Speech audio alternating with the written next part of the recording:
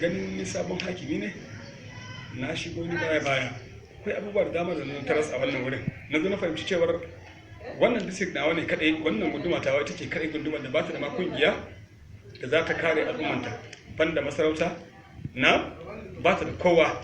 Wannan kungiya ita ake kira Preja Group wanda kowace gunduma ta da shi, kaji an ce maka Kiri Development Association na ce maka Baktal Development, haka dai suna na kowa da irin nashi amma babu shaida, wanda sai abin ya nuna directly cewar ma ai to ba sa ma magana da yawun guda, shi yasa ake samun matsaloli wajen development tun daga 1999 zuwa yanzu. District na ne kadai ake kawo project a siyasance a fara ta ake karasawa. Wai me yasa mutane ba sa da kansu guri guda ɗaya ba, babu ko kungiyar za su tsaya don su tabbatar cewa sun bi wannan abin sun yi, sai dai masarauta ita kadai. Ai akwai gajiyawa, ba zai yi ba. So ina kokarin jawo hankalin yan uwan nan nawa, musamman ƴaƴan nan nawa na wannan district. In kana neman ilmantattu da Allah ya bayar a karamar hukumar Shana a karkashin guduma ta suke. In kana neman fitattun 'yan siyasa masu lasisi a siyasance sai Allah ya bani shi a cikin wannan district nawa. Na in attajirai kake nema masu kuɗi Allah ya dora musu a cikin wannan district nawa. Ashe kaga da za mu haɗa kanmu da za a ci gaba fiye da inda ke tsammani.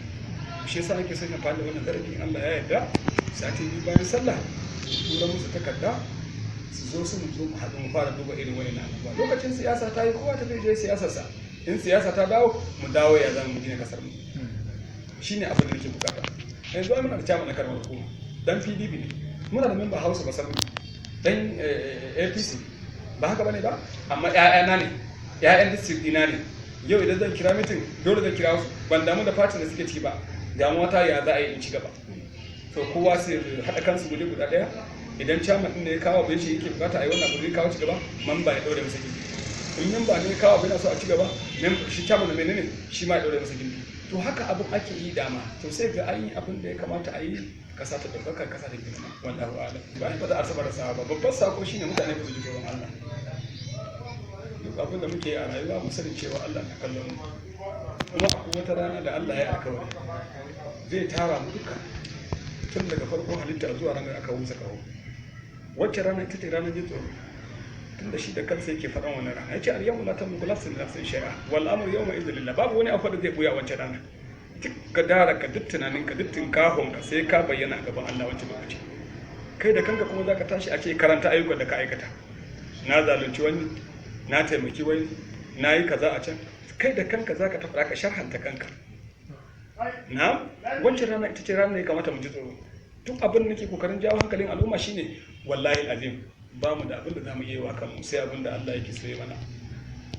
Ba mai iya hana ka yin dukiyar nan sai abin da dukiyar da Allah ya halatta ka da shi.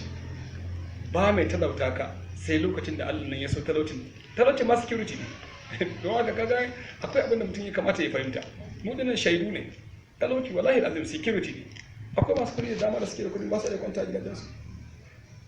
Na kai kuma da kake da talauci sai ka kwanta akan titi ka dauki kafa ka ɗaya ma ka ɗaura kan ɗaya, haka za ta wuce ka a wannan wurin har garin Allah waye, shi kuma bai isa ba. Ashe kaga kai ka samu ma security ba kanka. To abin da duk abin da kaga Allah ya yi yana fa'ida, yana da ma'ana. Mu ne ya rage kawai tuna cewa ya kamata a ce mu yadda haka Allah yake so yi kayan shi.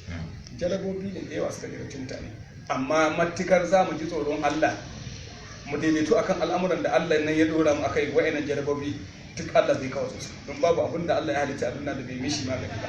Shi yasa kaga komai yake in yayi mace zai yi namiji, hannunka da yayi maka guda biyu yayi hagu yayi dama na